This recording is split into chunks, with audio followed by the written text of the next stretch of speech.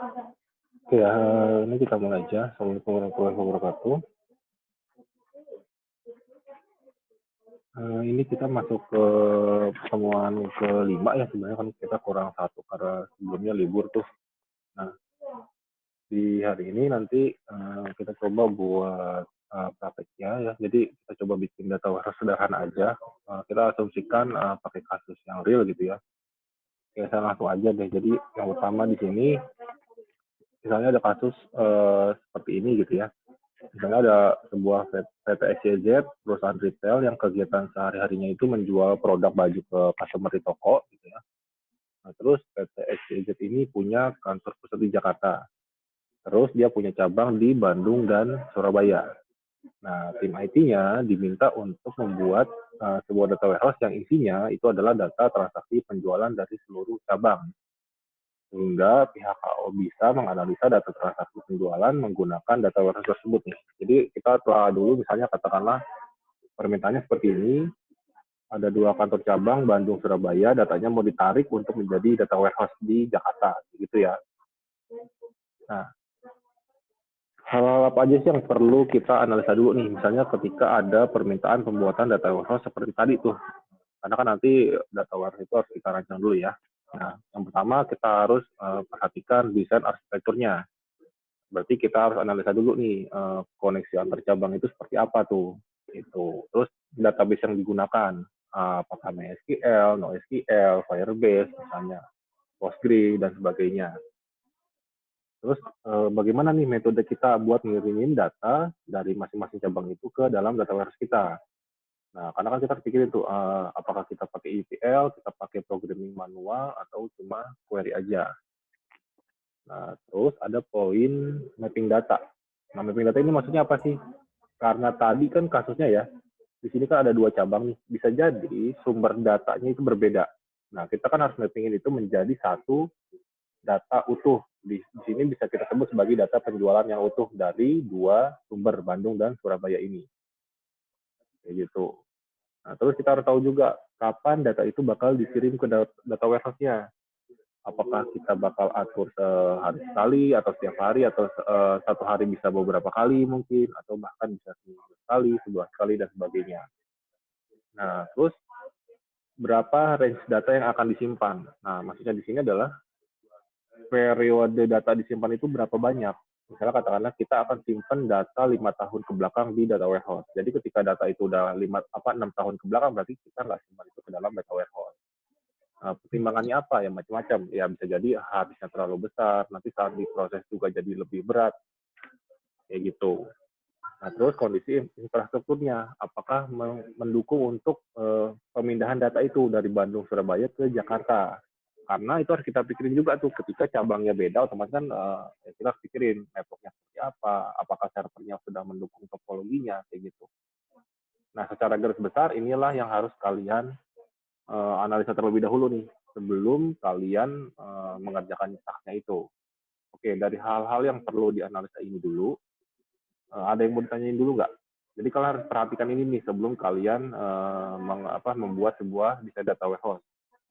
Di samping ini sebenarnya masih ada banyak faktor lainnya, tapi di sini saya simpulkan secara garis besar, ini yang harus kalian perhatikan dulu di awal, gitu. Di sini kita kasusnya data penjualan aja ya, mapping datanya. Oke, di sini dulu deh.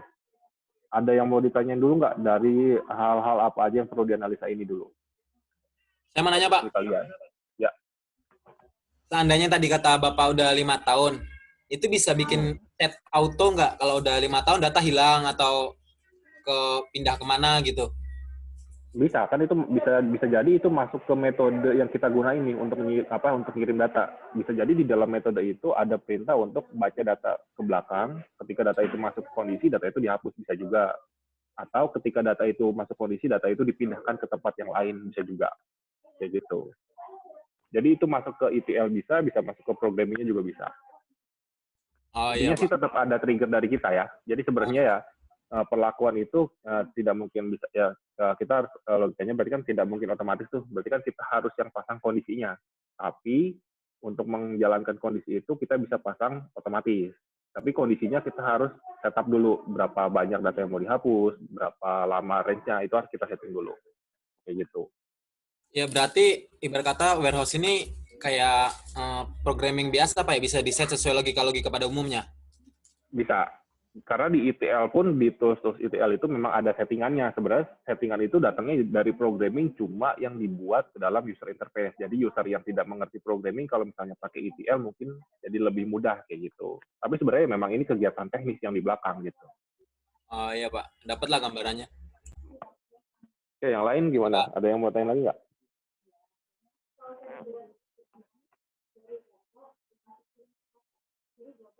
Yang lain paham?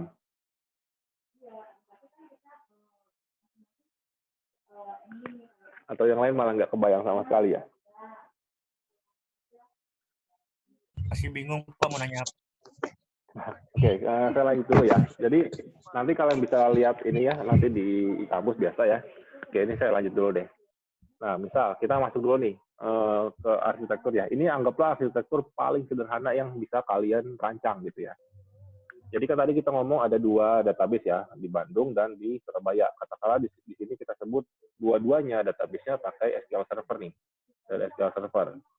Nah, di bagian tengah ini adalah metode yang kita pakai untuk bagaimana cara kita memindahkan data itu dari masing-masing masing-masing cabang ke data warehouse yang ada di Jakarta kayak gitu. Nah, metodenya ini bisa pakai ETL, programming dan sebagainya gitu ya. Nah, di praktik hari ini nanti kita coba pakai metode yang manual. Jadi kita bikin query biasa. Jadi supaya apa? Supaya misalnya ketika kalian tidak punya tools-nya, kalian masih bisa melakukan ini gitu. Nah, ini adalah yang paling sederhana, meskipun sebenarnya katakanlah di garis yang saya tunjuk ini, bisa jadi ada network-nya yang harus kalian setting. Bagaimana cara ini bisa terkoneksi antara Bandung dengan Jakarta gitu. Tapi anggapannya secara garis besar, gambarannya kita bisa buat seperti ini. Ya pasti di sini ada itu ya, ada kredensialnya, username password-nya buat ngakses ke database Surabaya maupun database Bandung. Tidak mungkin ini langsung dibuka begitu aja. Kayak gitu. Nah, kurang lebih kita bisa anggap di sini yang paling sederhana banget ya. Bandung, Surabaya punya data penjualan masing-masing. Data itu bakal dikirim untuk ke database Jakarta supaya dijadiin data warehouse. Nah, kurang lebih kita bakal bikin skema mirip seperti ini. Kayak gitu. Nah, terus kalau misalnya pertanyaannya, Pak, kalau database-nya banyak gimana? Ya udah, berarti ketika database-nya sumbernya beda gitu ya. Misalnya di sini ada MySQL, ya udah berarti di sini kalian bikin skemanya MySQL atau mungkin ada Postgre gitu. Ini tergantung dari tadi ya, kasusnya kita seperti apa nih gitu. Jadi rancangan ini kenapa kita perlu? Jadi supaya kalian ada gambaran dulu nih database-nya ada apa aja. Karena gini, ketika kalian katakanlah nih SQL Server ke MySQL atau MySQL Server ke SQL Server, itu kan 2 database yang berbeda ya. Berarti kan kalian harus cari cara dulu bagaimana cara menghubungkan 2 database itu selain dari jaringan sama infrastruktur kalian. Gitu. Karena kan secara database tipenya udah beda. Begitu juga ketika ada database yang lain gitu. Jadi kalian harus persiapkan itu dulu. Makanya kenapa kita gambar ini dulu supaya kita tahu apa yang harus kita siapin dari sisi teknisnya gitu. Ketika udah ada gambaran kan lebih enak tuh kayak gitu. Nah, terkait arsitektur, masih ada yang bingung nggak? Ini anggaplah paling sederhana banget ya, maksudnya kalian tidak mengerti jaringan, tapi kalian diminta menggambarkan, misalnya kayak gitu. Karena yang benar di sini dikasih IP nih, ini IP-nya berapa, ini IP-nya berapa. Terus misalnya kalau pakai IP public, berarti IP public-nya ditulis di sini gitu. Karena di sini ada konsep networking ya, karena ya kita bisa bilang ya Jakarta Bandung Surabaya Jakarta kan pasti ada networking di situ. Oke, di sini ada yang mau tanya dulu nggak? Pak, untuk yang database Jakarta itu Jakarta pusatnya ya? Ya, untuk pusatnya. Jadi datanya dari Bandung dan Surabaya bakal dikirim ke Jakarta. Gitu, gampangnya kayak gitu. Berarti kalau mau ngecek IP-nya, berarti dia harus tahu masing-masing IP servernya ya, Pak? Iya, betul. Makanya tadi saya bilang di sini ada, kalian harus paham networking juga sedikit gitu. Iya. Ya, saya gini deh, saya coba tambahin ya. Nah, misal katakanlah di sini ya. Jadi kan sebenarnya kalau kita ngomong kayak gini di sini normalnya kan ya kalau antar ini kan kita entah pakai lokal, kalau pakai lokal berarti kalau harus pakai VPN minimal gitu ya. VPN itu apa nanti silakan coba di browsing ya. Saya nggak bahas soal networking detail di sini. Nah, misalnya seperti ini. Nah, random gitu ya. Nah, misalnya di sini mungkin katakanlah nah, seperti ini. Nah, normalnya ini kan nggak akan bisa terkoneksi ya ketika karena di sini di Bandung, Surabaya, di sini adalah di Jakarta dengan segmen seperti ini. Nah, berarti kan normalnya adalah bagaimana caranya ini bisa terkoneksikan. Kalau networking normal, kalau misalnya kalian mau simple, sebenarnya kan ini diganti ke IP public, ini diganti ke IP public, jadi ini juga IP public. Jadi sesama IP public saling berkomunikasi. Itu cuma butuh internet aja. Tapi otomatis kan secara security ya karena IP public ya, ya kalau orang yang tahu IP-nya jadi bisa diakses gitu. Iya, nah makanya kenapa biasanya secara server tetap sama-sama lokal di sini, tapi dia biasanya disetting VPN minimal gitu. Jadi dari sisi yang mengakses biasanya login ke VPN-nya dulu untuk menganggap sebagai jaringan lokalnya. Baru dia bisa kirim datanya ke dirinya sendiri gitu ketika sudah satu koneksi gitu. Ibaratnya satu jaringan lah, satu network. Nah, makanya di sini kenapa kalian menggambarkan ini dulu supaya kalian tahu server ini IP-nya berapa sih? Apakah bisa IP 101 ini terkoneksi ke 150 secara langsung, misal kayak gitu. Kalau itu tidak bisa terkoneksi, berarti kan kalian tidak bisa lakukan teknisnya nih di sini. Kenapa? Ya karena servernya aja belum terhubung, bagaimana cara kalian mindahin datanya? Nah, kurang lebih kayak gitu ya, analoginya. Kayak gitu. Jadi sebelum kalian melakukan ETL, sebelum kalian melakukan programming, segala macam, ya berarti pastikan dulu masing-masing server yang mau dikoneksikan ini, yang mau diambil datanya, bisa diakses dari masing-masing server yang seperti ini. Kayak gitu. Jadi harus paham networking juga memang sedikit ya. Tapi misalnya katakanlah kalau ada orang network kan tinggal bisa dibuka. Tolong dong bukain akses dari Bandung Jakarta atau dari Surabaya Jakarta. Kayak gitu biasanya. Jadi kalian bisa saling terkoneksi. Gitu. Pak, satu lagi Pak. Kalau yang model contoh gambar di slide yang lagi tampil nih, untuk database Bandung dia bisa langsung akses ke Surabaya nggak? Atau harus lewat server warehouse-nya? Apa lewat data warehouse-nya? Kalau misalnya ditanya bisa akses atau tidak, sebenarnya bisa aja ketika memang diperbolehkan. Kayak gitu. Jadi sebenarnya itu kembali lagi ke regulasi dari masing-masing perusahaan, apakah masing-masing cabang itu boleh mengakses database dari cabang lain. Ketika memang secara regulasi diperbolehkan, ya udah berarti dari Bandung misalnya tinggal dibukakan akses untuk ke Surabaya atau bahkan sebaliknya. Tapi jarang Pak yang dibolehin Pak ya? Harus ke pusat biasanya. Biasanya jarang, karena masing-masing cabang biasanya bertanggung jawab dengan datanya sendiri. Jadi contoh nih, gampangnya gini deh. Bandung dikasih akses ke Surabaya, oh saya bisa akses nih, ya udah saya modifikasi aja di situ. Itu misalnya ya contoh, tapi kan maksudnya ya mungkin di lapangan bisa dibilang jarang, tapi tetap aja bakal ada kejadian kayak gitu. Ada aja kasus yang kayak gitu. Bisa jadi mungkin kan persaingan antar cabang segala macam, misalnya gitu. Kayak biasanya masing-masing cabang bahkan kadang masing-masing cabang itu punya IT sendiri untuk mengatur database-nya. Jadi di HO ada IT-nya, di cabang juga ada IT-nya yang bertanggung jawab dengan masing-masing cabangnya itu. Nanti baru datanya dikirimkan ke HO-nya. Itu penerimaan datanya gimana, Pak? Penerimaan datanya bagaimana nih maksudnya? Maksudnya pengiriman data, itu kan ada database dari Bandung sama Surabaya. Dia ngirim database ke Jakarta gimana tuh, Pak? Nah, kita memang belum masuk ke situ pembahasannya. Kita masih bahas arsitekturnya sih di sini. Iya, jadi sebenarnya nanti ya itu masuk ke ini bagian metodenya nih. Jadi nanti metodenya kita bakal pakai apakah ETL atau pakai programming atau pakai langsung query langsung. Nanti kita bisa macam-macam sebenarnya. Tapi di sini kenapa ini saya taruh di awal karena supaya kalian sebelum mengirimkan datanya itu kalian memastikan dulu apakah server-server ini saling terhubung secara networking dulu, secara jaringan. Gitu. Kenapa? Karena kan percuma juga ketika kalian kerjakan teknisnya, misal katakanlah bikin ETL nih. Padahal masing-masing server ini sebenarnya belum terhubung nih. Ya. Sebenarnya ada hal yang kalian lompatin tuh. Secara urutan ya, ibaratnya seperti gini nih, kalian mau browsing. Tapi kalian lompatin step untuk koneksiin ke internet dulu. Nah, mirip-mirip kayak gitu analoginya. Nah, makanya di sini kita gambar ini dulu supaya apa? Saya ulangi, supaya masing-masing server ini saling terkoneksi dulu secara networking, supaya saling bisa mengakses, atau gampangnya bisa saling ngeping lah ya. Iya, iya. Misalnya Bandung ngeping ke Jakarta, dapat, Jakarta ngeping ke Bandung, dapat. Nah, berarti kan servernya sudah terkoneksi. Lalu nanti kita ngomongin metode ngirimnya mau seperti apa, kayak gitu. Kalau gitu bisa dia pakai publik nggak sih, Pak? Bisa, pakai publik bisa, tapi tadi yang seperti yang saya bilang, publik lebih rentan. Memang sih secara konfigurasi itu paling gampang, karena ya udah IP-nya tinggal dibinding ke publik langsung diakses kan. Tapi secara security kan jadi kurang aman ya, karena kita mempublish server kita ke publik gitu gampangnya. Iya. Biasanya difilterin dulu lewat VPN, gampangnya kayak gitu.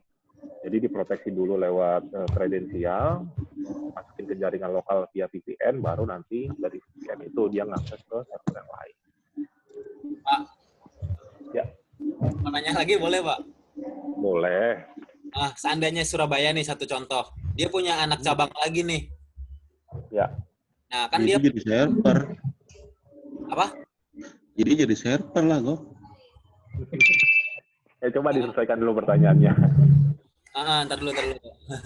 Data Surabaya punya anak cabang. Anak cabangnya lagi punya anak cabang lagi nih. Jadi kayak pohon faktor ya, itu yang bercabang-cabang ke bawah banyak nih. Ya. Nah, dari yang paling bawah langsung ke data warehouse. Kalau langsung tahu IP-nya emang bisa, Pak? Selama dikasih akses bisa.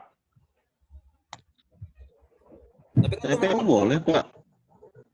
Nah, kalau masalah boleh atau enggak, makanya gini, makanya kenapa di sini kita menggambarkan ini dulu supaya kita tahu mana aja server-server yang terlibat terhadap data warehouse kita.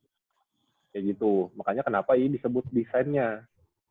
Gitu. Jadi misalnya tadi emang boleh Pak ada server di bawah turunannya itu.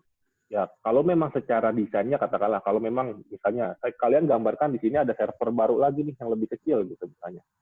Ya kalau memang secara desain kalian seperti itu diperbolehkan, ya berarti server ini juga bisa mengirimkan data ke data warehouse. Tapi ketika kalian mendesainnya, pokoknya desainnya seperti ini. Berarti dari masing-masing cabang kita hanya terima satu sumber, misalnya kayak gitu ya. Ya udah, berarti masing-masing cabang hanya menyiapkan satu sumber ini untuk diakses oleh HO-nya. Makanya gitu, makanya kita ada desainnya dulu gitu. Ya, Pak. Pak, mau nanya, Pak. Ya. Ini apa ada kaitannya sama big data itu atau memang similarnya atau beda, Pak? Ada, kan data warehouse bagian dari big data sebenarnya. Jadi data itu kan kekumpul jadi banyak ya sebenarnya. Ada kaitannya dengan big data. Di sini kita hanya sebagian kecil dari big data sebenarnya. Karena kan di sini kita masih ngomongin sumbernya adalah database ya, database ke database nih. Kalau big data kan sumbernya udah banyak tuh ya. Ada yang dari file Excel, ada yang dari file TXT, ada yang dari gambar bahkan. Gitu. Ada lagi yang mau ditanyakan? Jadi formatnya gimana, Pak? Hah? Keluar jalur nih pertanyaannya. Sorry. Lupa. Kan kemarin udah. Kita kan formatnya udah. Kan saya malah lupa. Ngigo kali, Pak. Kita kan mau nambah Pak formatifnya. Ya udah nanti saya tambahin. Jangan tamak, nggak boleh tamak. Ini ada lagi nggak nih yang bagian ini yang mau ditanyain sebelum kita lanjut nih? Kalau saya Slide-nya cukup, sih Pak. dikit ya. Nggak nyampe 20 sih hari ini. Dari saya cukup. Yang lain gimana yang lain? Lanjut, Pak. Kita lanjut ya.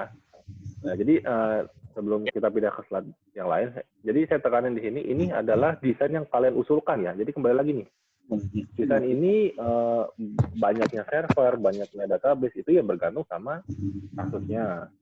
Dan kasusnya itu kan bisa jadi, mungkin katakanlah tadi seperti yang kita singgung itu, database-nya bisa ada turunannya lagi. Ya udah, secara desain kalian mau mengakomodir itu juga atau tidak. Jika kalian tidak mau mengakomodir itu, ya udah kalian bikin desainnya intinya satu cabang satu sumber. Ya udah, berarti bikin desainnya seperti ini. Tapi kalau ada turunannya, ya udah tinggal diturunin lagi. Sebenarnya kayak gitu. Jadi ya desain ini kita yang merancang, kita yang punya argumen efektif atau tidak, seperti itu ya. Jadi sebenarnya desain ini tidak baku, bergantung sama kasusnya dan kondisi di lapangan. Gitu ya. Kita lanjut deh. Nah, ini tadi ya sudah kita bahas sebenarnya. Jadi ya langkah-langkah apa sih yang harus kita lakukan? Ya pertama ya kita harus menghubungkan antar database itu dulu gitu, jaringannya terkoneksi atau tidak gitu. Nah, terus mapping datanya.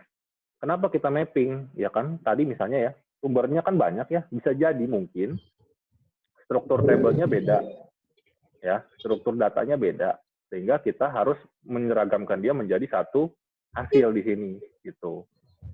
Makanya kenapa kita harus mappingin dulu nih, tabelnya misalnya dari tabel A sama tabel B jadi tabel C, misalnya kayak gitu. Nah, karena di sini asumsinya kita nanti pakai manual ya, jadi kita harus bikin dulu query, select, dan insert datanya.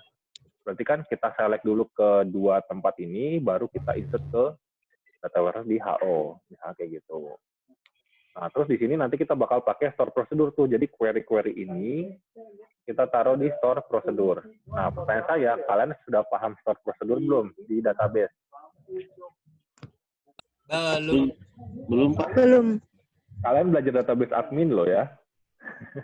Baru mulai yang sekarang, Pak, kalau yang pakai admin saya gitu. Biasa sih mau akses biasanya. Oke, Belum saya ada kasih gambaran gini. batasan-batasan gitu.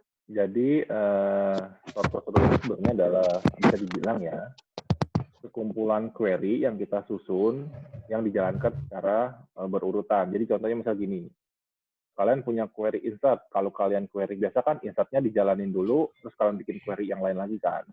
Nah, kalau kalian pakai store prosedur, kalian bisa gabungkan beberapa query di satu store prosedur, jadi cukup panggil store prosedurnya aja, beberapa query itu langsung dijalankan berurutan, mana yang paling atas dijalankan duluan, sampai dia yang paling akhir.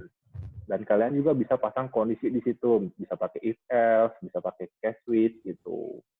Jadi ini bisa dibilang gampangnya adalah tempat untuk kalian menyimpan query yang banyak untuk dijalankan secara bersamaan saat kalian panggil store prosedurnya. Jadi mirip kayak programming, tapi ini programming query, gitulah gampangnya ya. Penalarnya nanti kita kasih lihat contohnya. Nah, habis itu Sama kayak OOP itu bukan, Pak?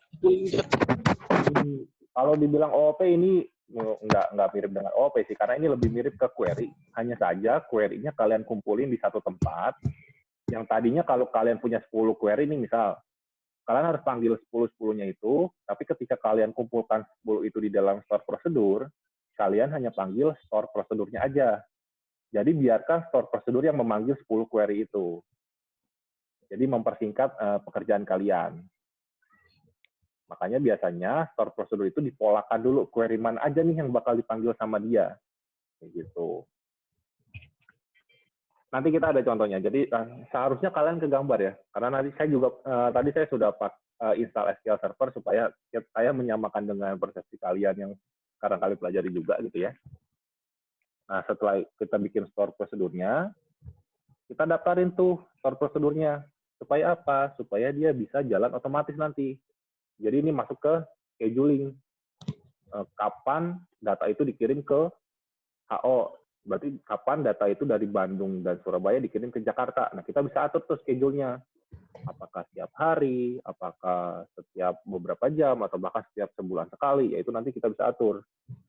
Habis kita atur, baru kita jalani. Nanti dia otomatis bakal berjalan terus. Gitu. Nah, ini kurang lebih di kondisi yang kita belajar ini ya. Dan hal-hal ini bisa berbeda. Kembali lagi nih yang saya bilang. Bergantung sama desainnya ini ya. Karena di sini nanti kita asumsinya metodenya kita kirimnya pakai query biasa, kita pakai manual ya.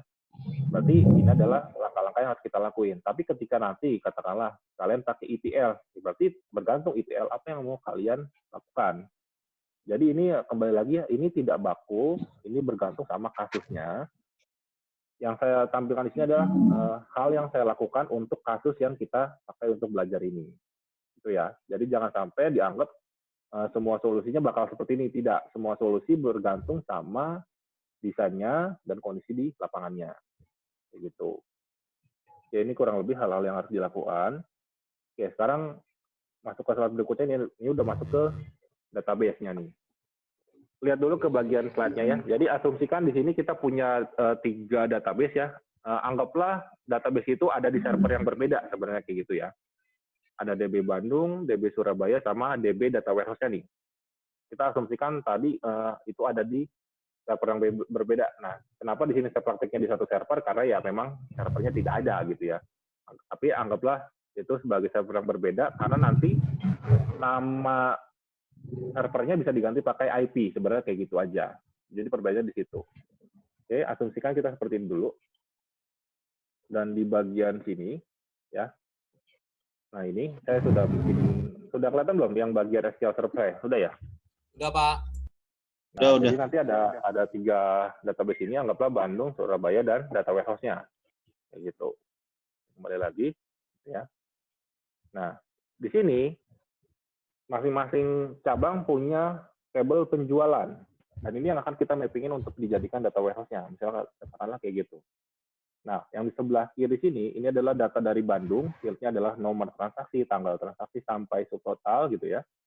Dan di sebelah kanan adalah data Surabaya. Pak, maaf Pak, dipotong boleh? Ya. Itu nomor transaksi primary key kan, Pak? Yang satunya Nah, kok ID transaksi? di sini saya menganggapnya ID sebagai primary key. Oh, yang ID yang bawah Karena dulu ini sama ya? table detail. Ya, jadi ini saya anggapnya ini table detail. Oh iya, Ya, Pak. ini kita pakai data itu ya, data detail ya sebenarnya ya. Makanya di sini ID-nya sebagai primary key. Di sini auto increment ID-nya. Oh iya, dah. Jadi ini nomor transaksi bisa berulang gitu ya. Ya, Nah, Pak. di sini ini ada data Bandung dan data Surabaya. Masing-masing Pak, punya nih bertanya, Pak. tabel penjualan. Ya. Itu data tipenya emang harus sama atau misal ada kondisi di mana data tipenya berbeda-beda? Data tipe bisa berbeda-beda, tergantung dari kondisi di masing-masing cabang gitu. Nah, di sini mungkin saya memang bikin kasusnya hanya nama field-nya saja yang berbeda dan nama tabelnya. Kebetulan saja saya secara tidak sadar membuat tipe datanya ini sama. Gitu. Jadi ini bisa berbeda ya di lapangan ya. Bisa jadi mungkin tanggal transaksi yang satu date, yang satu date time. Makanya kenapa kita di sini ada fase mapping data nih. Nah, sebelum mapping data, kita harus tahu dulu sumber data kita seperti apa. Nah, ini kan kita masih ngomongin sumber data kita ya. Ada data Bandung dan ada data Surabaya. Dan tabelnya, kalau di Bandung namanya penjualan, kalau di Surabaya nama tabelnya sales. Gitu ya. Kita harus tahu dulu nih sumber data kita apa aja dan field-nya apa aja. Nah, kalau kita analisa di sini, secara jumlah field kan sebenarnya sama ya. Tapi kan secara nama field-nya beda tuh. Nah, berarti kan kita nanti bakal mappingin ini menjadi satu data yang sama. Padahal karena memang di sini nomor transaksi dan ID transaksi itu maksudnya sama tuh untuk data penjualannya. Hanya saja di masing-masing cabang ternyata nama field-nya beda. Bisa jadi mungkin katakanlah di Bandung pakai aplikasi A, si B pakai si Surabaya pakai aplikasi B. Secara struktur nama field-nya beda, tapi sebenarnya maksud datanya itu sama. Misalnya kayak gitu ya. Nah, ini sumber data kita nih. Informasinya ada seperti ini. Gitu. Nah, sekarang kita lihat. Ternyata di data warehouse kita, dia dirubah lagi menjadi trans number, trans date, store name, product name, price, quantity, sampai total. Nah, berarti kita harus mapping ini. Data Bandung dan data Surabaya itu untuk menjadi satu table dengan field seperti ini.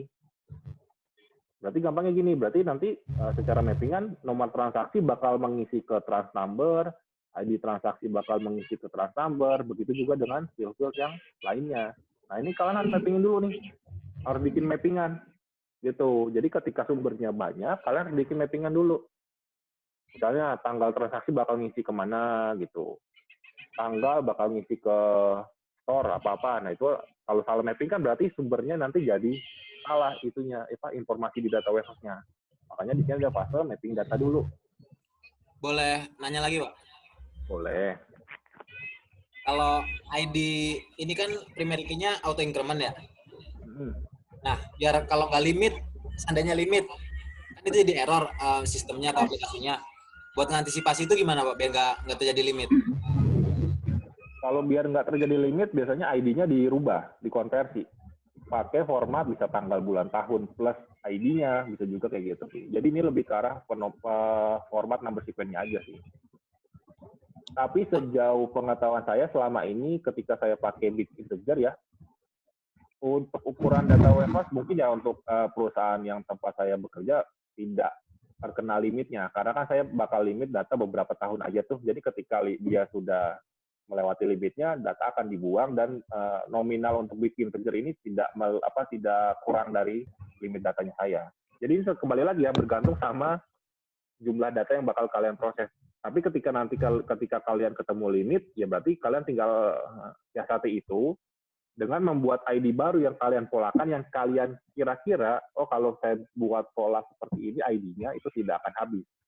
Contoh nih saya bikinin deh, misalnya contoh sederhana aja. Nah, katakanlah kalau misal kalian bikin transaksi, misalnya katakanlah 2 digit pertama, misalnya katakanlah tahun, terus 2 digit lagi bulan, terus tanggal, terus katakanlah mungkin kalian berasumsi satu hari itu transaksi mungkin katakanlah berapa digit, misalnya katakanlah 6 digit. Nah, seperti ini. Nah, berarti ini tinggal dirubah, berarti 2 digit tahun 20, strip bulannya berarti 11, tanggalnya misalnya 4, nah tinggal digitnya berapa. Nah, kalian bisa polakan seperti ini. Gitu. Dan iya, itu Pak, juga ya, bisa kalian polakan di sini. Gitu. Makanya kenapa di sini kita perlu mapping. Cuma memang di kasus ini saya tidak polakan ini ya, karena saya fokusnya adalah bagaimana cara kalian paham dari mendesain dari sumber data yang berbeda untuk dikirim ke data warehouse. Gitu. Tapi ketika kalian mau deep lagi terkait ID, ya berarti kalian harus tambahkan step ini saat kalian ngirim data di proses ini. Kayak gitu. Oke. Berarti query-nya setiap server berbeda ya, Pak? Iya. Bisa berbeda tergantung dari mappingan ini ya. Iya, menyesuaikan mapping yang dibutuhkan gitu, Pak. Iya, betul. Jadi kalau semakin beragam prosesnya, ya berarti proses mappingnya menjadi semakin banyak memang. Oke, Pak. Makanya kenapa di sebelum-sebelumnya kan kita pernah bahas tuh ya, bagian terbesar dari bisnis intelijen ya saat kita membuat data warehouse-nya itu kan. Jadi kalian bisa bayangin ketika sumber datanya banyak gitu ya, berarti kan kalian harus mappingin banyak data tuh. Di sini kan kita asumsinya cuma 2 table ya. Satu table dari Bandung, satu table dari Surabaya, menjadi satu table di Jakarta. Gitu. Berarti kan kalian tinggal bisa mengkalkulasi ketika tabelnya banyak dari database gitu ya. Kita harus mappingin lebih detail lagi. Gambarannya seperti itu. Ya, Pak. Oke, ada lagi yang mau ditanyain dulu?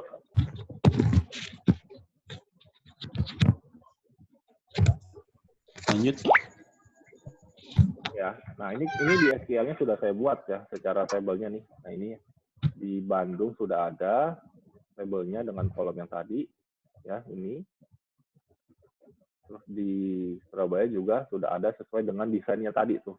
Saya bikin kasusnya sesuai desain tadi ya. Nah, masing-masing ini punya data nih, seperti yang saya bilang tadi. Nah, ini ya, ini datanya, hanya data dummy ya. Realnya pasti kalau kalian bikin data warehouse pasti datanya itu adalah data besar ya. Nah, ini data contohnya kurang lebih seperti ini. Oke, kita lanjut dulu deh.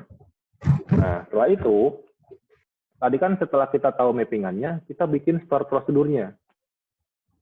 Di sini kita pakai store prosedur ya. Jadi sebenarnya kita bisa pakai ETL kalau memang toolsnya ada, tapi di sini saya bakal mengajarkan secara manualnya, supaya nanti ketika kalian tidak punya alternatif, kalian bisa pakai manual gitu ya. Nah, kita bikin store prosedurnya. Nah, di sini. Nah, ini store prosedurnya kurang lebih seperti ini. Kita buat aja baru, berarti kita bikin baru. Kalau yang belum pernah buka store prosedur ya, jadi kalau kalian bikin database, sebenarnya di sini, itu ada nih menu di sini. Ada namanya programmability. Nah, di sini ada store prosedur nih. Gitu. Jadi gampangnya gini, misal di sini tadi kan ada 2 ini ya, 2 database nih. Misalnya kalian select gitu. Ini kan select ya. Nah, misalnya kalian mau select data ini berbarengan nih. Nah, misalnya ini ada 2 query nih. Ada 2 query. kalian jalankan berbarengan, misalnya seperti ini. Nah, normalnya kan kalian kalau misalnya di aplikasi pasti query-nya ini satu dijalanin, satu dijalanin. Jadi ada 2 query yang berjalan. Nah, tapi ketika kalian pakai store prosedur, kalian bisa taruh query ini di store prosedur itu, kalian cukup panggil store prosedurnya aja untuk menjalankan 2 query ini secara langsung.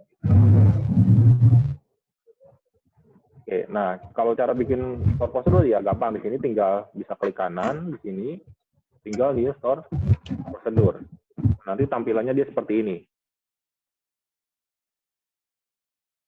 Kayak gitu. Nah, ini memang harus paham. Normalnya sebenarnya sintaksnya seperti ini. Saya buka notepad aja ya.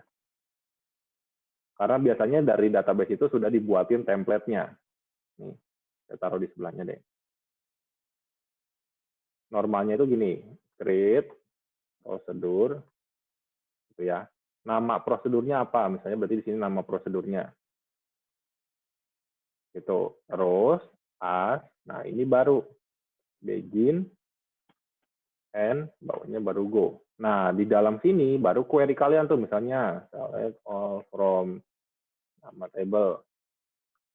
Terus misalnya kalau ada insert, berarti insert into, kalau misalnya ada update, berarti update, table apa gitu. Kalau misalnya ada delete, ya berarti tinggal tambahin delete from dan seterusnya. Jadi kalian bisa sisip nih di sini script-nya. Script query apa aja mau kalian taruh di satu store prosedur itu. Gitu. Dan dia bisa juga kondisi. Jadi kalau misalnya ada case, when, kalian belum pernah pakai case sama when di query ya. Jadi sebenarnya gini, kadang kalau kalian bikin aplikasi nih, ketika terlalu banyak kondisi di aplikasi, itu aplikasinya berat. Terkadang kondisi itu dilempar ke query untuk mengurangi beban aplikasi. Kayak gitu. Jadi sebenarnya di query pun ada programming. Kayak gitu ya. Jadi jangan sampai kalian berpikir ya query cuma insert edit delete, Pak. Enggak juga. Jadi ketika kadang kan kita insert ketika kondisinya apa, delete ketika kondisinya apa. Itu bisa juga di SQL kayak gitu ya. Nah, jadi kalau kita pakai template ini, oh ya, satu lagi deh sebelum saya lupa. Nah, si store prosedur itu juga punya parameter. Parameter itu apa sih? Jadi contoh misalnya kayak gini. Kalian mau menjalankan prosedur yang parameternya ada tanggal. Jadi nanti ketika kalian lempar parameter tanggalnya berbeda, ya store prosedur bakal berjalan dengan nama yang sama, tapi tanggalnya berbeda. Kayak mirip kondisi di programming gitu. Jadi misalnya, nanti di sini ada parameter nih. Nah, kalau di programming, kalau anggaplah PHP gitu ya, misalnya adalah from date. Nah, terus ada to date. Nah, ini bisa kalian jadikan parameter store prosedur juga nih. Gitu. Jadi nanti apapun yang kalian panggil, misalnya katakanlah nama prosedurnya data penjualan gitu ya. Nah, berarti ketika kalian panggil data penjualan, misalnya data penjualan, nah parameternya apa nih? Misalnya katakanlah tanggal berapa gitu. Nah, kayak gini, ya berarti dia bakal menjalankan query yang di dalamnya dengan parameter tanggal ini. Misalnya kayak gitu. Bisa juga kayak gitu soalnya di query. Oke, ini saya lanjut dulu deh. Nah, jadi kalau kalian bikin dari SQL Server, biasanya dikasih template seperti ini, cukup aja hapus di sini nih. Ikutin polanya ya berarti ya. Create prosedur, berarti di sini kalian bisa hapus. Di sini juga dia kasih tahu tuh nama prosedurnya. Misalnya katakanlah proses data penjualan. Gitu. Nah, misal kayak gitu. Nah, karena kita tidak pakai parameter dulu di sini belajarnya, berarti kita hapus aja parameternya. Nah, kayak gitu. Berarti isinya juga kita hapus aja di sini. Nah, baru di sini kita main query kita nih di sini. Berarti query apa nih? Query untuk select dari Bandung atau Surabaya untuk dikirim ke data warehouse. Nah, kita pakai query select insert. Di slide-nya sudah saya kasih contoh. Jadi kalau select insert itu kita insert dulu datanya dari mana. Gitu. Nah, berarti di sini kita bilang insert into. Nah, kita mau insert kemana nih? Misalnya kayak gitu ya. Nah, kita kan mau insert ke data warehouse ya. Berarti kita lihat dulu table data warehouse yang mau di-insert apa. Oh, sales misalnya.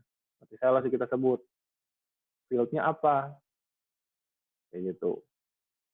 Ya, tinggal kita sesuaikan. Sesuai mana? Sesuai mappingan tadi. Berarti kita balik lagi ke slide-nya nih. Field apa aja yang mau kita isi ke table sales. Gitu. Berarti kita sebut dulu tuh. Di sini kita sebut dulu. Misal katakanlah select kolomnya deh. Misalnya trans number, trans date gitu ya. Store.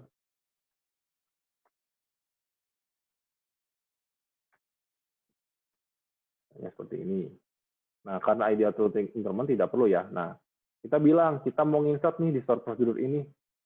Nah, kan sekarang pertanyaannya datanya dari mana? Ya udah, tinggal enter, kita select datanya. Nah, kita select bintang dulu. From mana nih? Gitu kan. Ya kan. Nah, ini kalau misalnya beda server ya berarti kita sebut dulu servernya 192, 168, 1 dan seterusnya. Jadi ini tinggal masalah kita seleksi datang dari mana. Nah, kita ambil aja nih dari sini. Berarti karena ini dari DB Surabaya misalnya. Katakanlah kita ambil table sales-nya. Udah, kita ambil dulu nih. Berarti select all from ini. Nah, tapi jangan all ya. Karena kan kita harus mapping ini ke field ini. Nah, berarti kita cek lagi sumbernya. Makanya biasanya ini di-mappingin nomor transaksi bakal mengisi kemana. Tanggal transaksi bakal mengisi kemana. Nah, kurang lebih kayak gitu.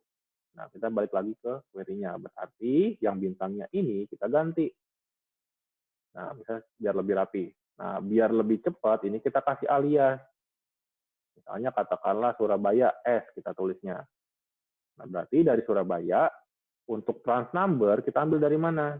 ID, transaksi, dan seterusnya. Tinggal disesuaikan dengan kolom-kolomnya. Berarti store name dari nama toko misalnya kayak gitu. Produk, berarti harga, mana ini harganya. Tadi itu S maksudnya apa, Pak? Di alias. Jadi kalau kita kagak kasih alias, kita harus tulis ini lengkap nih. Di sini nih, kita tulis lengkap. Oh iya. Kan jadi panjang tuh. Nah, biar lebih singkat, kalian kasih alias aja. Insert into sales itu dari mana, Pak? Apa udah ada tabelnya di create procedure? Ini, sales itu kita bikin table di data warehouse-nya. Yang tadi nih, sesuai mappingan kita. Beda sendiri atau itu gabung database Bandung atau Surabaya itu, Pak? Di data warehouse. Yang mana? Ini di data warehouse-nya, di database data warehouse-nya. Ini ya, kan ini database-nya ada 3 nih. Bandung, Surabaya, dan data warehouse-nya kita yang ada di Jakarta. Nah, berarti sales ini, karena kita mau nginsertnya ke situ, berarti kita bikin store prosedurnya di sini saya bikin store prosedurnya di database data warehouse-nya. Nah, jadi insert itu sales, otomatis dia bakal bisa langsung baca karena store prosedur ini ada di database yang sama. Nah, ada tabelnya. Berarti kita mau masukin ke sini nih. Gitu. Sumbernya dari mana ya? Sumbernya dari masing-masing data cabang kita, kayak gitu. Jadi nanti ketika sumbernya di sini ada IP, ya berarti tinggal kita sesuaikan aja nih di sini. Nah, seperti ini. Berarti ini tinggal di titik koma. Nah, tadi kan sumbernya 2 tuh ya. Berarti kita enter nih. Kita bisa kasih komentar di sini. Kita katakanlah ini adalah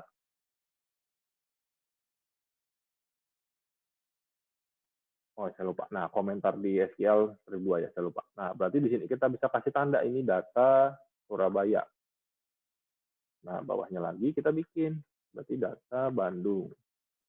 Ya udah, insertnya tetap kita copy karena kan insertnya ke tempat yang sama ya. Nah, tinggal sumbernya berarti beda. Dari mana tuh untuk yang kedua? Kita cek lagi. Yang kedua berarti dari Bandung. Kita copy saja nih di sini. Ini nanti beda-beda ya, tergantung dari sumber data dari mana. Gitu. Berarti tinggal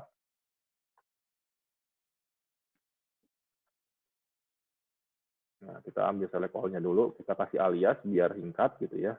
Kita rapihin biar troubleshoot-nya gampang, berarti tinggal kita sesuaikan lagi mapping-nya. Berarti ini apa nih? Nomor transaksi ya. Untuk trans number, terus berarti tanggal Nama toko.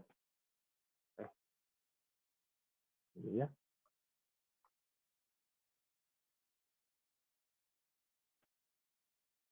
Ini, terus kita lanjutin lagi. Oh ya, untuk field ini sebenarnya opsional ya, bisa semua bisa tidak ya, tergantung dari rancangan kalian tuh ya. Jadi jangan sampai kalian menganggap, oh fieldnya semua harus dikirim. Tidak juga, tergantung dari kebutuhannya. Oke, terus berarti B, quantity ya. Nah, ini tinggal masih di koma, gitu.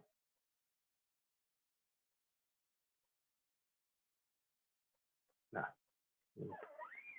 Nah, berarti di sini ya kurang lebih kita sudah bikin sederhana nih untuk ngirim dari Surabaya dan Bandung untuk diisi ke dalam data warehouse kita nih. Gitu.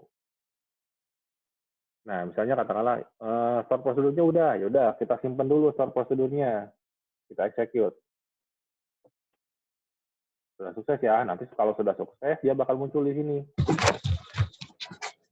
Ini kan masih satu server ya Pak. Kalau misalnya servernya beda, itu kayak gitu juga 2 kali proses berarti. Iya, iya. Ini kan tinggal disesuaikan ini nih, di bagian sini nih. Kalau misalnya dia servernya beda, tinggal misalnya di sini ada IP-nya nih. Gitu. Biasanya kayak gitu. Oh iya.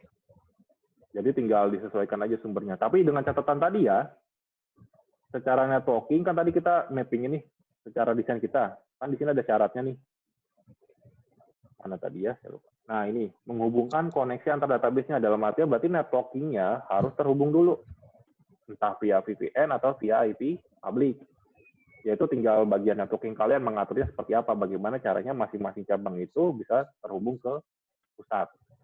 Kayak gitu. Ketika sudah terhubung, ya udah kalian tinggal lakukan query seperti ini. Kalau misalnya pakai model query. Nah, nanti dia masuk ke sini nih. Nah, ini yang tadi kita bikin. Terus, Pak, bisa diedit nggak? Bisa. Tinggal klik kanan aja di sini. Terus pilih modify.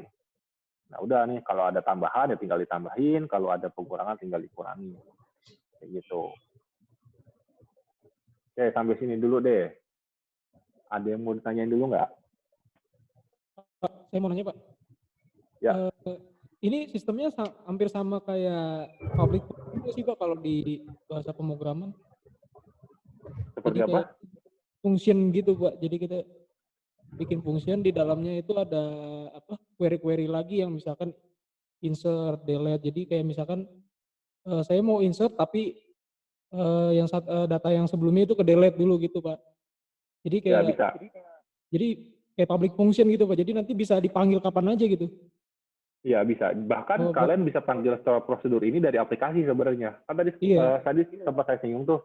Jadi sebenarnya kadang ya, ketika aplikasi kalian sudah terlalu berat untuk memproses dari sisi aplikasi nih terkait database ya, biasanya query-nya itu dilempar ke database-nya dalam bentuk store prosedurnya yang dipanggil. Kenapa? Supaya bebannya pindah, tidak di aplikasi, tapi bebannya pindah ke database. Yaitu tinggal plus minus tergantung dari desainnya kalian ya, tapi kadang itu dilakukan. Gitu. Karena lebih cepat diproses di database dibanding kalian proses di aplikasi. Jadi ini kasusnya bisa beda-beda ya, tapi beberapa case ketika data itu sudah terlalu besar dan ketika kalian proses di aplikasi jadi berat, kadang-kadang proses itu dipindahkan ke database, hasilnya yang baru dibaca dari aplikasi.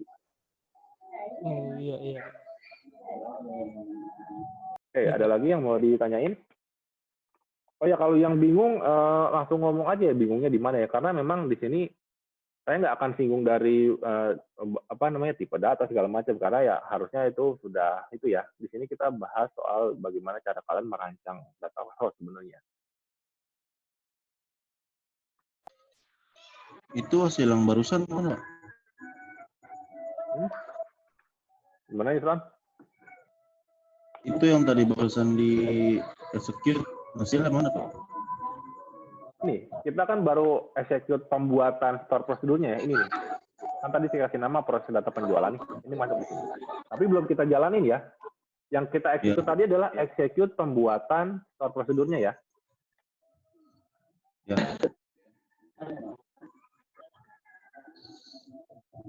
Oke, nah misalnya kita cek dulu deh tabelnya, saya ingat saya sih sudah saya kosongin. Ya, tabelnya kosong ya. Nah, kan tadi kita sudah buat store prosedur nih.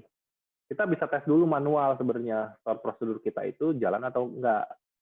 Kita tinggal klik kanan di sini, terus kita execute. Terus kita tinggal oke aja, nanti dia jalan. Nah, kalau tidak ada error apa-apa di sini, return value-nya 0, berarti store prosedurnya berhasil. Nah, berhasil ini ada dua. Bisa berhasil memang karena tidak ada error doang, atau memang berhasil dan query yang kita tulis di dalam sini sesuai dengan ekspektasi kita. Gitu ya.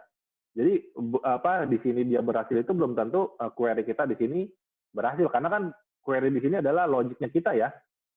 Bener nggak nih kira-kira kalau kita select ke table Surabaya, sales di Surabaya datanya ada, misalnya kayak gitu. Itu lebih ke arah logiknya kita. Nah, di sini tadi sudah saya jalanin, seharusnya datanya sudah masuk. Kita buka lagi nih table sales-nya di data warehouse. Nah, tuh datanya udah masuk. Berarti di sini secara manual kita sudah bikin sederhana tuh untuk narik data dari Bandung dan Surabaya ke data warehouse di HO. Ini adalah data-datanya. Gitu. Tapi di sini kita masih manual ya, kita belum masukkan dia ke dalam proses otomatis. Oke, sampai sini dulu deh. Ada yang mau tanya dulu nggak? Belum, Pak. Belum ya, Alam, gue belum. Yang lain gimana? Belum, Pak.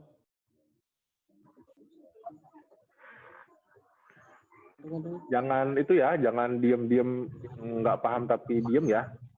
Karena nanti semakin dilanjut, semakin pusing kalian nanti.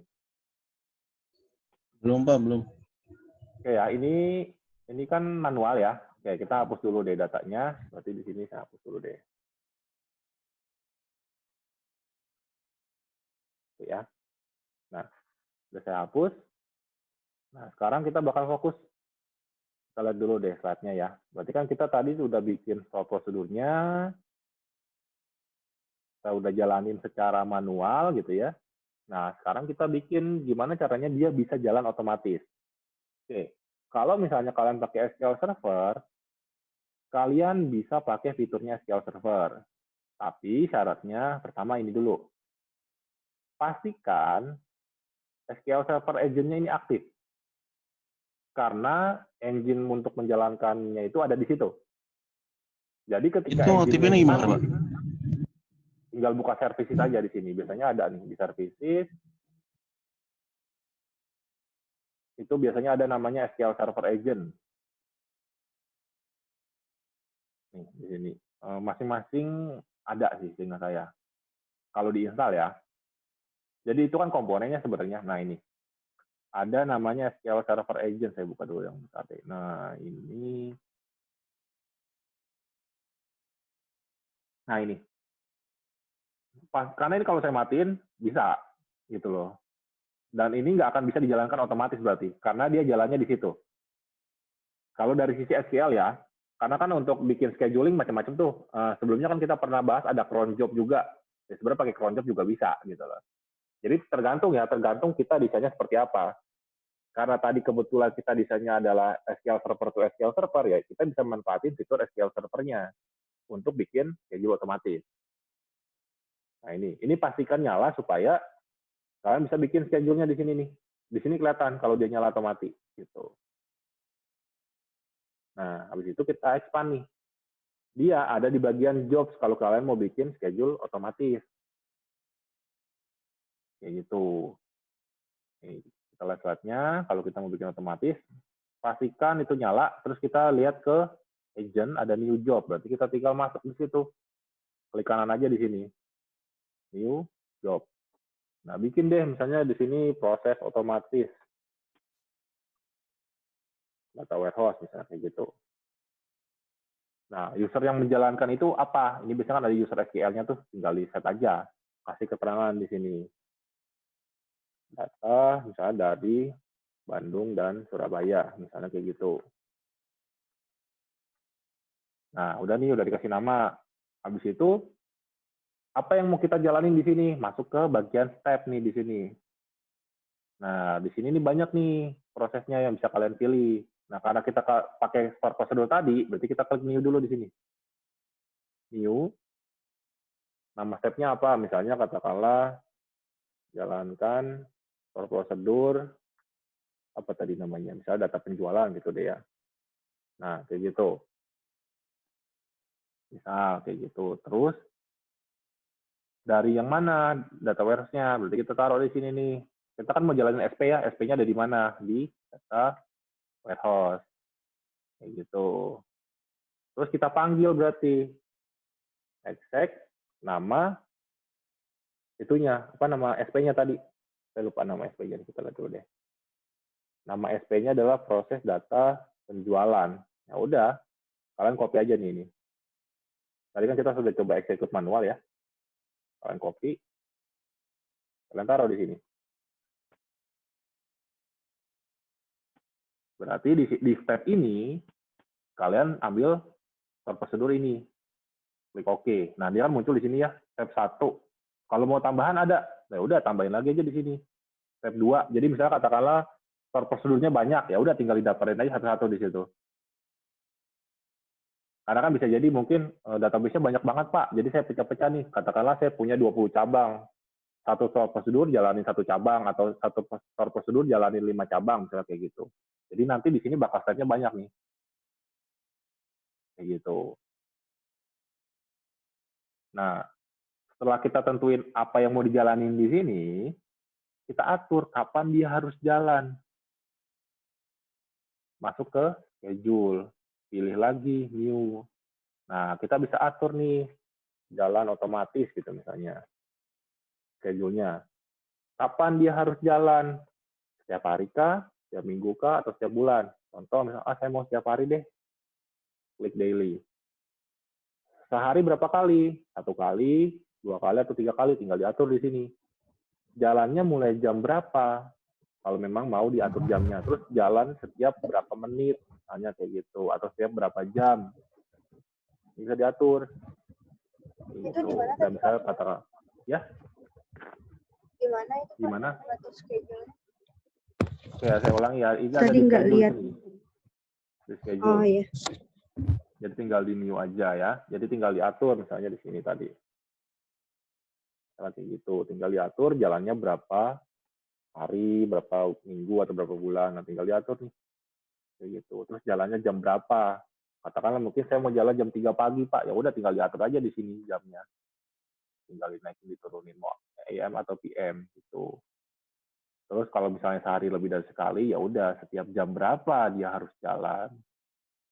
Repetisinya gitu loh. Tinggal diatur nih. Terus mulai tanggal berapa kita mau jalanin ini otomatis? Mungkin katakan bikinnya sekarang nih. Ternyata mau dijalanin per minggu depan, ya udah tinggal diatur tanggalnya, otomatisnya nanti per tanggal 12 deh. Terus ada tanggal berakhirnya nggak? Kalau ada tanggal berakhir kita set. Jadi jalan otomatis sampai kapan? Kalau no end date berarti dia nggak ada berhentinya tuh sampai servisnya mati.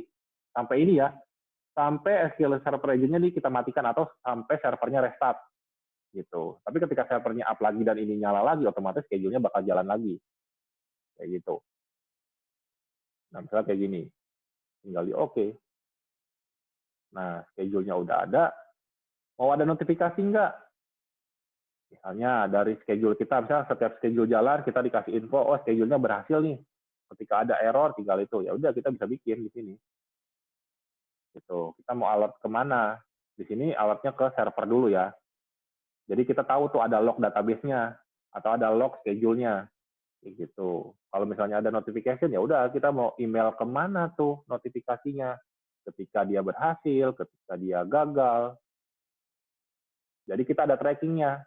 Store prosedur kita untuk data warehouse ini berhasil atau enggak nih. Kan bisa jadi nih. Jaringannya lagi jelek, masing-masing cabang gitu kan ya. Otomatis kan schedule-nya jadi gagal ya. Nah kan kita butuh notifnya tuh. Jadi kita bisa antisipasi kalau datanya nggak masuk, ya berarti kita harus tarik manual, atau kita harus jalanin jobnya manual. Kayak gitu. Nah, ketika ini sudah selesai, kita setting, oke deh di sini. Nah, dia bakal ngebentuk di sini nih, bagian job. Nah, ini pesan otomatis data warehouse.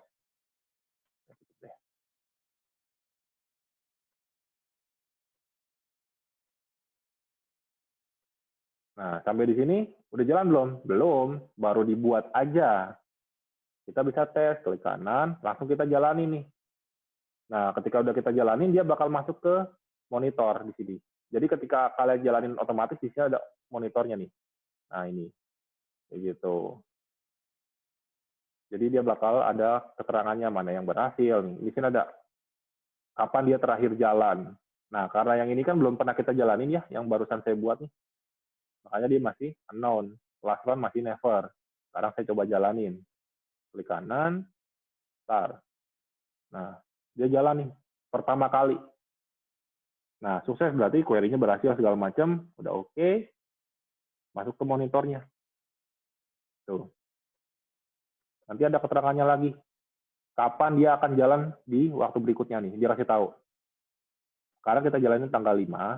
Karena tadi kita setnya tanggal 12 ya, pertama kali dia jalan, dia kasih tahu, dia bakal jalan lagi nanti tanggal 12. Nah, kurang lebih kayak gitu tuh. Untuk bikin schedule otomatis dari database kita. Oke. Untuk materinya sebenarnya hari ini sampai situ. Harusnya kalian udah kebayang bagaimana cara membuat proses data berpindah dari masing-masing cabang ke data warehouse-nya. Nah, kurang lebih ini kalau kalian melakukan manual ya, tanpa ETL gitu. Kalian pakai store prosedur. Nah, ini. Oke. Ada yang mau tanya nggak? Kalau studi kasus sama gimana, Pak? Maksudnya studi kasus sama gimana nih? Iya, studi kasus sama yang kayak Bapak barusan. Studi kasus buat apa ya? Maksudnya gitu loh. Gimana ya? Bentar. Jadi bingung. Bingung mau nanya ya Pak ya. Nah, saya belum nangkep, maksudnya kalau studi kasusnya sama bagaimana. Nah, saya belum nangkep tuh maksudnya seperti apa gitu loh.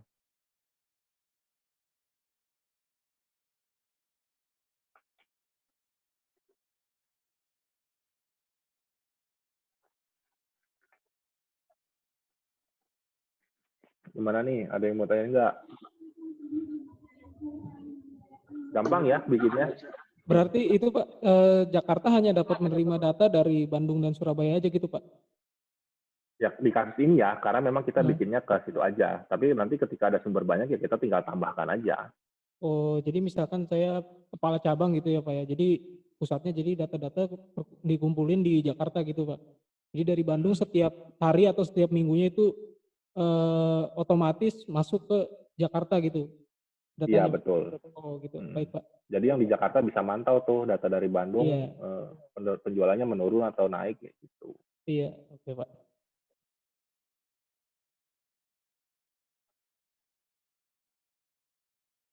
Gimana nih yang lain? Gampang ya berarti ya bikin data warehouse-nya ya? Iya Pak, harus dicoba. Pak mau nanya Pak. Ya, kan, ya gimana Biham? Tadi kan ada prosedur ya Pak. Nah itu kan dalamnya ada query tuh Pak. Ya. Nah saya mau nanya, misalnya kalau kita lakuin satu prosedur dengan beberapa banyak query, dengan bandingannya dengan satu prosedur satu query itu lebih cepat yang mana Pak? Ya jelas pasti lebih cepat yang query-nya sedikit. Itu sudah pasti sih. Tapi jumlah datanya yang masuk itu akan sama nggak waktunya yang dibutuhkan sama kalau itu? Oh ya, kalau waktu yang dibutuhkan selama query-nya pecahannya sama ya, itu pasti kurang lebih mirip-mirip.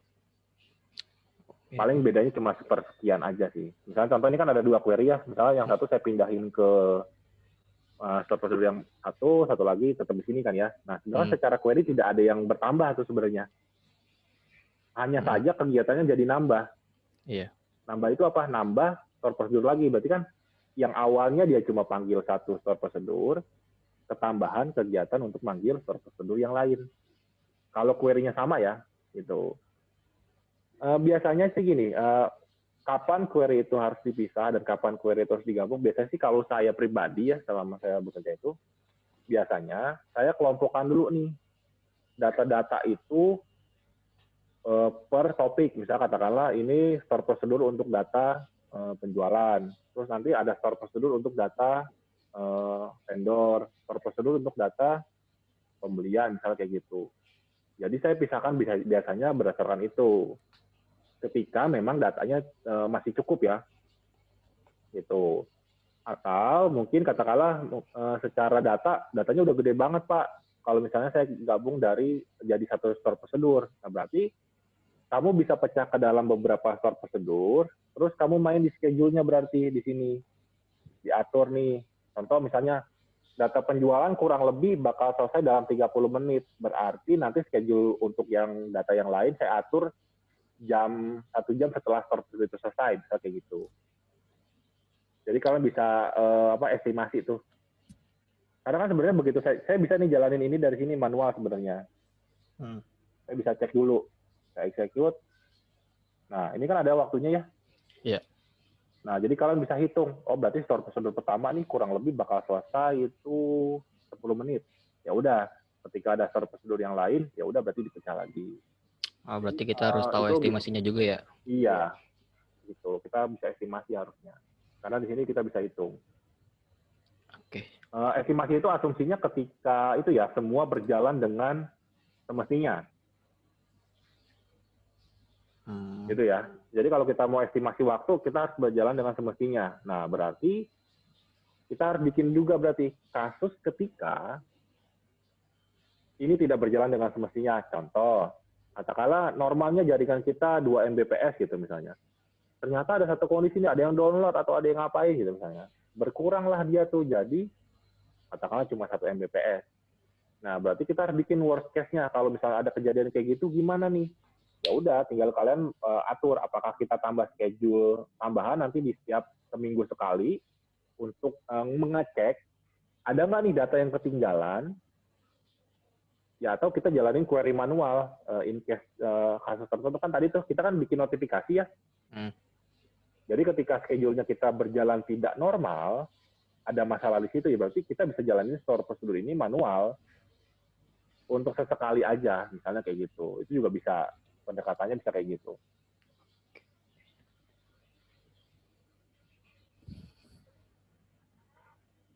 Gimana, Abiham? Iya Pak, paham. Dikit. Yang lain gimana nih?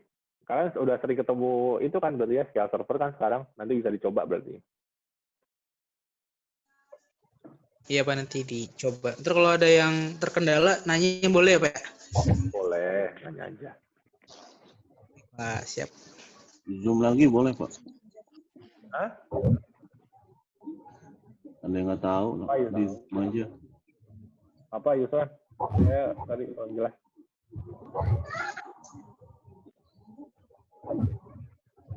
Pelajaran yang lain jelas, ngejelasinnya yang Bapak. Waduh. Jangan, ini lagi direkam, jangan ngomong aneh-aneh loh ya. Tolong ya. Tolong. Tahu Ramdan. Ada lagi nggak nih yang mau ditanya ini? Biasa Pak, Ramdan gitu Pak.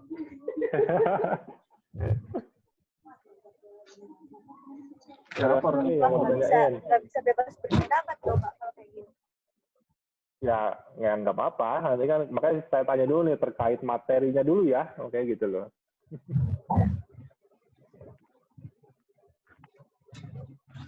Seperti biasa nanti kan materinya saya upload juga. Jadi sebenarnya kalian juga bisa cobain. Kan ini ada slide-nya nih. Saya coba buat sedetail mungkin. Jadi di sini dari yang contoh tadi ya. Terus videonya kan juga tadi saya cobain langsung ya. Saya nggak cuma udah jadi saya jalanin, nggak. Kan tadi saya bikin langsung semua tuh dari awal ya. Jadi seharusnya sih di rekaman ini semuanya kelihatan bagaimana step-stepnya. Itu paling yang berbeda adalah itu sedikit nih di bagian database-nya, karena kan di sini saya pakai SQL Server 2012 ya, mungkin ada beberapa menu yang di kalian tidak ada, tapi secara garis besar harusnya sih sama ya. Ada agent-nya, mungkin secara tampilan agak sedikit berbeda, itu masih normal. Tapi secara garis besar sih sama aja. Kalian pakai 2008 kan ya? 2008 R2 ya? Iya Pak, 2008. Iya Pak. Ya, bedanya cuma sedikit sih Pak. Kalau yang pakai 2014 sama Pak? Sama sih, malah kalau yang 2014 lebih baru dari saya kan, harusnya sih lebih banyak fiturnya.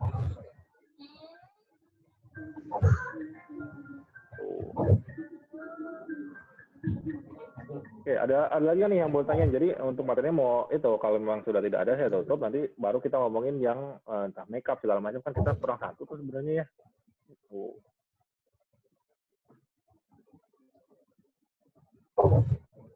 Yang kapan tuh Pak? Bukannya udah ya? Saya kan kurang satu ya, sehingga saya tuh kurang satu pas yang libur itu loh. Kan ya, Iya Pak, kurang satu. hari Kamis libur kan, yang lain kan nggak libur, saya doang yang libur. Karena tanggal merah kan. Iya Pak. Betul sekali. Gitu. Nah, untuk ini dulu yang hari ini dulu. Ini masih ada yang ditanya lagi nggak terkait materi ini nih? Masih ada yang tanya nggak?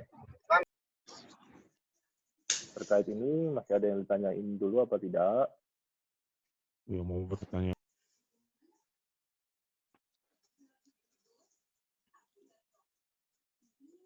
Udah paham ya? Gampang berarti ya bikin itu ya?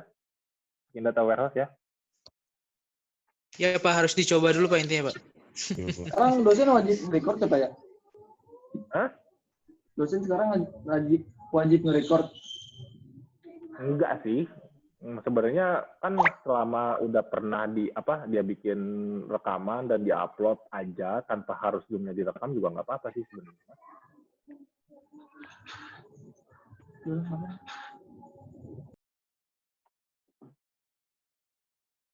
Oke ya, berarti untuk yang materinya paling saya dulu biar rekamannya tidak terlalu panjang, nanti saya upload gitu ya. Saya tutup dulu untuk yang materi hari ini, paling nanti setelah ini kita diskusikan soal kapan kita make up-nya, nanti baru kita bahas lebih lanjut ya. Saya stop dulu deh.